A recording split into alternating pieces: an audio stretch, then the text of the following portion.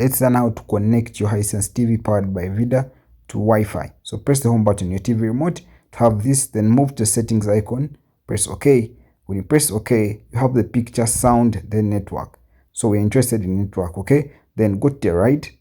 When you select network, you have network configuration, and then you have internet connection. Please, you're interested in the network configuration. It's now disconnected. Press OK right now. Now you're going to use your TV remote buttons to actually navigate from the connection type, which is wireless, to off, okay, then to Ethernet and all that. So we are going to use the buttons to navigate to the wireless option. So when you reach the wireless option, these buttons right here, so you can use them to navigate from wireless to off, then to Ethernet. So make sure you're in wireless.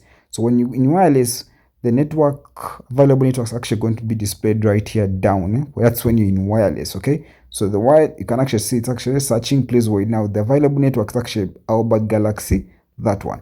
So you press OK. Now when you press OK to that Wi-Fi network, please make sure it's discoverable so that you can actually access it from right there. If you can't access it, please make sure you refresh so that you can actually see the Wi-Fi network. So you press OK, then you're going to be asked to put the Wi-Fi password.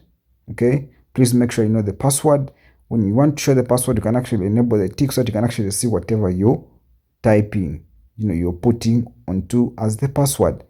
Pretty simple. So after putting the password, move down to OK, then press OK. Then you're actually going to notice that a tick is going to be shown right there, then connected successfully above right there, and your TV is connected to the Wi-Fi.